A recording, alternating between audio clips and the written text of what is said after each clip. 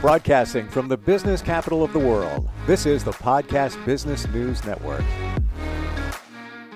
And welcome back, everybody. Learned a lot in the last number of weeks that we've gotten together with him, learned about accountability, growth, motivation, certainly leadership, resilience, and the art of the hustle as it applies to your business or the team that you lead. And we're going to take some of those principles and some of those lessons that he's given us and kind of recap them for you. He's back with us. Reggie Bullock is on the program. Hey, Reggie, how you doing today? Hey, Steve, this is episode number 10. It has been a great journey, walking this journey with you and learning from you and helping me to put out to the world information about leadership coaching. And likewise, I appreciate all of it. I've shared some of your knowledge, anecdotes, insight with others along the way. And it's really about one thing, becoming the best version of yourself. And that is also the title of your book, right? It is the title of my book right there behind me, Becoming the Best Version of Yourself. And it definitely is something that I have as a passion to help others to become. How does one know? And we'll get to a recap in a moment, but I wanted to ask this question. How does one know that you are at the moment not the best version of yourself? Well, you feel it, right? I often talk about joy, peace, and happiness. When you have joy, peace, and happiness, it generally is part of the elements, the ingredients of becoming the best version of yourself. But when you don't have that, then you may be on the journey, but you just don't feel it. And so one knows when they have done that because of all of the experiences. It's almost like that eureka moment. I've found it where you just can breathe from everything that you've done. And now you can sit in that feeling of, I don't want to use the term glory, but sort of glory, right? That you've arrived by doing your best at being your best. And as a result of being your best, you get to see what that looks like. So it's just that good feeling. It's a level of confidence. It's an accomplishment feeling. And others can see it too. And that energy becomes contagious because not only are you living as the best version of yourself, but others want that feeling. They want to experience what you're experiencing, and it radiates.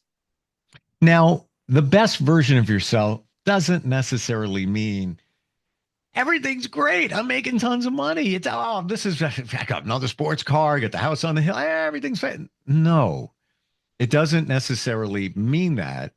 But when things aren't going as planned, it's going to happen. You feel, and this is my interpretation, you feel like you're in the right spot and you've got maybe the fuel to keep moving forward in a very chill way. It's like, that didn't work out. We keep going. We're good. We're good. I'm good here. I feel it's coming my way, as opposed to, oh my God, what am I going to do with that? That flopped. I'm a failure. I don't even know what I'm going to do next. And you're in a frazzle. Does that make sense? It does. Often people confuse monetary and material gains as becoming the best version of themselves. They've achieved a lot monetarily. They have a nice car, a nice house, jewelry, possessions that they can purchase. But that doesn't necessarily equate at you becoming the best version of yourself, right? Because you can actually not have all of that. And there are people in various countries who don't have a lot of things, but they are truly the best version of themselves. And in some cases, I'd rather be them than, what I'm doing, right? And so that's one side of it. The other side of it is it's not always going to be peaches and cream and roses. Sometimes the struggle to climb Mount Everest is going to be a struggle. But when you reach the top, when you reach the pinnacle, when you achieve that precipice of all of the effort that you've done and you're standing there on top, you can look at yourself and smile knowing that you did it. And most people haven't. Most people won't. But that is you becoming the best version of yourself. You achieve that, just like Maslow's theory of hierarchy, when they talk about, safety, needs, wants, self-desire, and self-actualization. When you achieve that self-actualization, you feel it. And you put the work in, not just over a 2 or 3 week or 2 or 3 month, or maybe even not just a 2 or 3 year period, but a lifetime. And now here you are. And you can just kind of look at yourself in the mirror and say, Eureka, I found it. I've done it. I use that analogy that you presented about climbing Mount Everest, and you could still be the best version of yourself, but you're still climbing. To me, you're climbing in better shoes when you're the best version of yourself, as opposed to, the soles are falling off, you're trying, your feet are freezing, you have frostbite as you make your way up. When you're the better version of yourself, it's an easier climb. And I'm going to use two words, and I want you to tell me what resonates for you under the label of best version of yourself. Inner peace. Inner peace. Is that all part of it? It is. The inner peace allows you to recognize who you are and accept who you are, not necessarily what anybody else say, think, or feel about you. You are at peace with who you are and all your frailties and disorders and issues and challenges and your past experiences and mistakes. You're still at peace with who you are. You've accepted that this is life. We often talk about, when I'm doing the fatherhood piece, that young people will idolize their parents when they're younger. They'll demonize their parents when they're teenagers into their 20s and maybe 30s. And as along the journey, if they live long enough, they'll humanize the parents. And so you become human. You start to humanize yourself. When you become the best version of yourself, you see yourself for who you truly are. You see the truth, and you actually humanize yourself. You give yourself grace. But that doesn't mean that you didn't put the work in. I didn't get to be a 5th-degree black belt by accident. Right? I put the work in, and I still do. So to become the best version of yourself, you're going to work. But that inner peace is when that work is done. In the spiritual world, they'll say, well done, my good and faithful servant. So therefore, you have done well for yourself. It is well. We've talked about a lot of things over the past 10 weeks or so. Mm-hmm. In recapping, where do you want to start? Well, we talked about, what is leadership coaching, choosing to change, resilience, adapting to change. I talked about IQ, EQ, and PQ, which is intelligence quotient, emotional intelligence, and positive intelligence. I spoke about the difference between coaching, advising, and consulting, and distractions. We talked about energy, guarding your energy and controlling your energy. I talked about 3 frogs sat on the log. One decided to jump off in the spirit of taking action. DYDJ, do your damn job. The other book is all about the hustle, self-discipline, mindset reset, because we're programmed, but we can be reprogrammed. And then coaching people in leadership positions versus coaching real leaders. And of course, we talked about becoming the best version of yourself now. In the last session, we talked about communication, which is the foundation of success. And we also delved into virtual communication and in-person communication.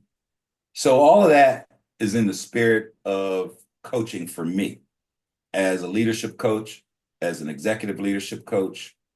It's all in that same realm. And so I can go in any direction you want to, as long as we're talking about coaching. Sure. And by the way, just a reminder. Oh, and we also talked about music, right? Yes, we did. We did a tangent on music and albums and different things like that. And because you're also a DJ, how that looks when you're playing to the room, when you come up with challenges in terms of what to play. And I just urge everybody, go back to some of the previous podcasts. And there's a wealth of knowledge there, or just reach out to you and we'll give contact info in a sec. I'm going to just randomly pick one thing: resilience. All of what we're talking about here can be more challenging if you don't have that resilience, I would imagine. So just, and we'll hit a couple of different things to recap, but your first thoughts on resilience. How does one build their resilience? My first thought is the episode when I said, "What's the name of that music group that talks about I get knocked down, but I get up again?" Chumbawamba, Chumbawamba, and the song is called Tub Thumping. tub thumping. Yep. So that's the first thing that comes to my mind when I think of resilience, because resilience means you get back up again. Yeah. Resilience means uh, I live by Invictus, right? And I don't know if you're familiar. It starts off out of the night that covers me, black as the pit from pole to pole. I think whatever gods may be for my unconquerable soul. In the fell clutch of circumstance, I have not winced nor cried aloud. Under the bludgeonings of chance, my head is bloody but unbowed. Beyond this place of wrath and tears looms but the horror of the shade, and yet the menace of the years finds and shall find me unafraid. It matters not how straight the gate, how charged with punishments the scroll. I am the master of my fate. I am the captain of my soul. That's resilience. No matter what, my head is bloody but unbowed. Beyond this place of wrath and tears, you're going to go through stuff. And as I coach people, particularly leaders, I try to get an understanding of where they are, their as is state and their to be state, and why they are where they are, and their capabilities of getting to where they want to go to become the best version of themselves. Because regardless of what you go through, you got to get back up. And that's not easy for everybody. The more you do it, the more you get good at doing it, right? And I'm not saying practice, but what I'm saying is just do it. And the more you do it, they call that experience. And when you stack all of those experiences up and you just have a tremendous amount of experience, now you call it wisdom. So the resilience allows you to have experience and be wise so that you can help other people to become the best version of themselves. But yeah, resilience is required. You can't just get knocked down and stay down. You're going to go through stuff. Everybody's going to go through stuff. And you're going to go through stuff again. So you just got to dig into that inner piece of yours, figure out who you are, who you want to be, and then jump off that log and take action. When you say the word experience, it doesn't, to me, doesn't necessarily mean having experience. It means having gone through experiences. True. Could be a health scare, could be a divorce, could be a job change. All of those things, those experiences lead up to your resilience. Good distinction. Experiences is something that we're all going to go through. How you use those experiences to keep moving forward is a choice. Yeah. So the intelligence, let's go there. Intelligence. So you have intelligence, you have emotional intelligence, you have positive intelligence. And most people don't deliberately strengthen their intelligence. They have what they have, they read, they study, they go to school, they do all of these things. But at the end of the day, are you really fine-tuning and grooming your capabilities of intelligence? So emotional intelligence deals with self-awareness and awareness of others and understanding how to communicate with others based on your awareness of them, you, the surrounding environment, and you're deliberate about it. You're intentional about it. Of course, intelligence, IQ, has to do with how smart you are, right? Your knowledge, your information that you've gained over the years, and your ability to put it together. We talk about in biology and chemistry, pure science and applied science. So pure science is just knowledge for the sake of knowledge, or science for the sake of science. And then applied is when you do something with it. So IQ is when you have that information and to some extent you're doing something with it. EQ is when you're definitely doing something with it from an emotional perspective. Positive intelligence allows you to understand the distinction between operating in your sage and saboteur mentality, and then having the choice of how you deal with others who present you with their sage or saboteur and how you interact with them. And the objective is to do as much as you can intentionally to operate from your sage perspective to maintain that positive intelligence, as opposed to you shifting to the other side. And I don't want to call it negative intelligence, but just it's not good intelligence. It's positive when you're doing it deliberately from your sage perspective, is not positive when you're trying to sabotage yourself and others. Let's look at sage and saboteur. That came up earlier today, came up over the weekend. Somebody said it. What is it? What does it mean essentially? And does every situation have a sage and saboteur, whether you're aware of it or not? So some folks who are a lot more scholarly in the PQ than I am would probably say that every situation has a sage and saboteur because you get a choice of how you present yourself, how you look at it, how you perceive it, how you use it, and how you allow it to impact you. All of those are choices. So the choice of sage and saboteur is yours. So therefore, the differences of sage and saboteur are oil and water, night and day. There are the opposite polars, and you have a choice of which direction you want to go in. And so, not everybody wants to be positive. There are curmudgeons out there. Mm-hmm. Those two old men in Sesame Street that sit on the balcony don't have anything to say about, Kermit and Miss Piggy and Elmo and Monster. All they want to do is say something from their saboteur perspective. Kermit comes from his sage perspective. So you have a choice, but in almost every environment, that good and evil, if you will, are going to show up. And you have a choice of free will to decide to use your sage or your saboteur to communicate internally and externally. Is it possible that the saboteur in you is not even apparent? And I get the visual of all of this, the devil, the angel, the devil, the angel. But let's say you're going into a situation, you're a leader. You have to speak to somebody.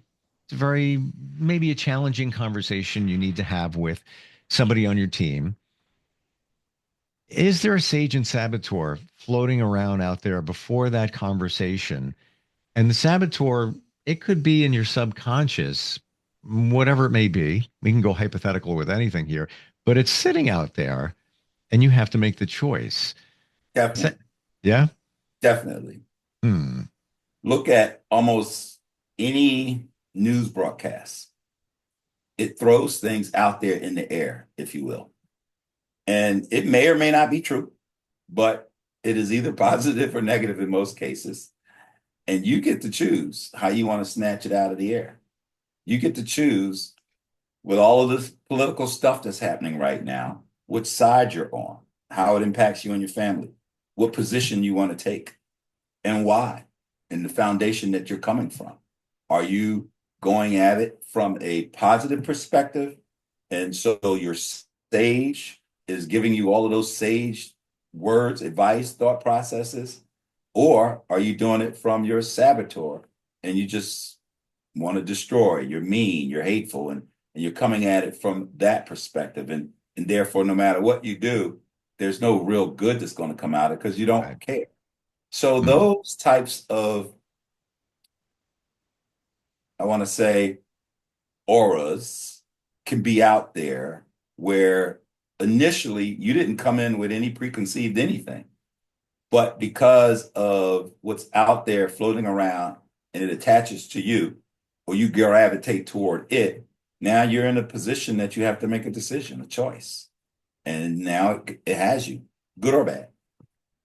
I even get final thought on this and we'll move into another topic, but let's say somebody grew up in a challenging, slightly abusive household. And there was always conflict. There was always conflict. So now as an adult, we always go back to the things we feel comfortable in. So we may ask for conflict because it's our comfortable spot. We don't even know we're doing it. You're the leader. You have to speak to somebody, challenging conversation. You have two roads. You could go with the conflicting road, or you could go on the sage road where you're asking for feedback. You're asking how they feel and a more softer approach, or confronting them. Why'd you do that? What's going on with that? Because that's your saboteur and it's built inside of your subconscious. True. Good point. And I'm glad you brought that up, especially for the audience that's listening, because in many cases, a person may not know they don't know. They'll do bad things. They'll do saboteur things. They will behave in a negative way because that's what they've been taught. Hurt people, hurt people, hurt people. That culturally, that's how they've been raised. This is what they understand. And they don't have the information, the knowledge to even understand that there is a sage to work with. This is why learning EQ, learning positive intelligence is hard, and it requires work because you're working on yourself. And when you get into the space of coaching and therapy and consulting and self-awareness, one of the things you learn sometimes is how screwed up you actually are and have been. And then you say, when I was going through a lot of my training, I just kept saying, man, had I known then what I know now, and I wouldn't have done so many bad things and screwed up. But I grew up in the streets, in the projects of Philadelphia, the ghetto, the hood, right? So that was my training. And all of that was good because everybody else was doing it. Mm-hmm. I didn't know better. So to your point, you will gravitate towards your saboteur because it feels good. It's who you are. You are that criminal. You are that person, that drug dealer. You are that crazy guy or girl. You're that person. And this is where I tell people, sometimes it's not your fault, but it is your responsibility. So you don't know that you don't know because all of this was your training. Yep. Just like some of the kids in different countries who are trained with weapons at age 10 and 11 to kill people. They don't know that's bad. As far as they're concerned, they get a bar of chocolate every time they do something good, right? And it's not until they get older, maybe, that they are exposed to other things that creates the conflict, or they're taught, trained, and they read something that says, hey, the world is not flat, it's round. And you got to do a mindset reset in order to catch up to the reality that what you were doing was wrong. Everybody is not going to choose to do that. But that is a reality that we all have to live with because that's just how we were trained. Same with me. I'm working on myself every day. We all are. And that example I gave was from a relationship in another life, and the person I was with was brought up that way, and always everything was a conflict. Always looked for a conflict, and I'm chill, easygoing. Yeah, we'll figure it out, no problem. And everything was, and I didn't, like you say, you don't know until you know. What's going on? Why is this happening? And now years later, I'm like, oh no, I put the dots together. That's what was going on there because that person was in their comfortable space. That was their zone until you figure it out. If somebody wants to really become the best version of themselves, what's the starting point with you, Reggie? Call me. No. The first thing is self-awareness. The starting point of becoming the best version of yourself is recognizing that it is a thing and you can do it. But the versions who you are right now may not necessarily be the right versions. So you got to, accept the reality that, I'm screwed up. I got issues. I have problems, but I want to get on the journey and I'm willing to do the work, becoming the best version of myself. A lot of people want to lose 30, 40 pounds. They want to get in shape. They want to change their diet. These are all elements of becoming the best version of yourself, but you have to do the work. So that's where I talk about in my book. You have to do the doing, just saying it. So now you start at the beginning and you be consistent little by little. Hutra hutra is the Arabic word for step by step. So you just step by step. You need a coach in many cases, or I'll say a navigator, a accountability partner, someone to help hold you accountable to the work that it's going to require. And then also someone who is maybe ahead of you and understands that work because they're doing it too. But it's work. So I'd say get started, purchase my book. It has so many different details in it about what it takes to become the best version of yourself. There's a chapter titled Overcoming. And in order to become, you have to overcome. So you should list all of the things that you have to overcome and start working on them one by one. And as you overcome all of those things, you are now becoming the best version of yourself. So that's the work, the overcoming piece. We all have issues and challenges. So write down all of those things that you believe you need to overcome and be honest with yourself. Don't lie to yourself. Tell yourself the truth. And then be transparent with whoever your accountability partner is and start that work. And don't mind getting cursed out if you do it wrong. So sometimes, you want to veer off and your accountability partner is going to say whatever it takes to get you back on track. There's nothing wrong with that. The accountability partner typically can't be somebody who's close to you, like a partner, spouse, family member. They're usually going to tell you what you want to hear, and that's where it goes wrong. You need an impartial person to walk that journey.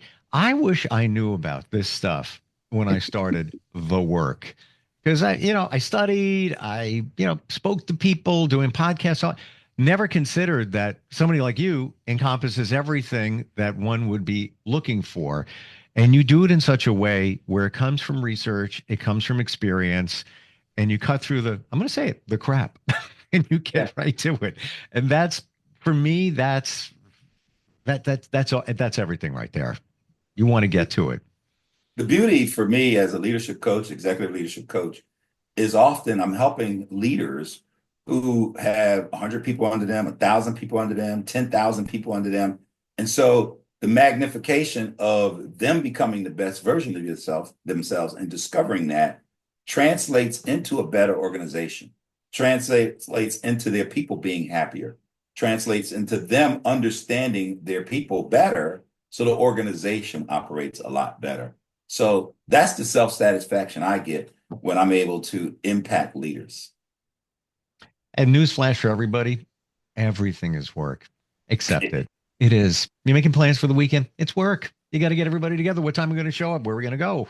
All of it's work, but it's fun work. It's good work. This is also, you're going to be who you really always wanted to be. Got to put the work in. Website is reggibullock.com, Bullock. And information about the book is there. Insight on what you do. Fantastic talking with you over these last 10 weeks, Reggie. Learned a lot, so much insight, and just your style is unlike anyone I've ever experienced. Fantastic. Thanks, Steve, for walking the journey of becoming the best version of yourself with me. I appreciate you. Working on it. It's work. Well, hopefully, I know somewhere along the way we'll catch up again soon. Our paths will cross. You know it. We'll be right back.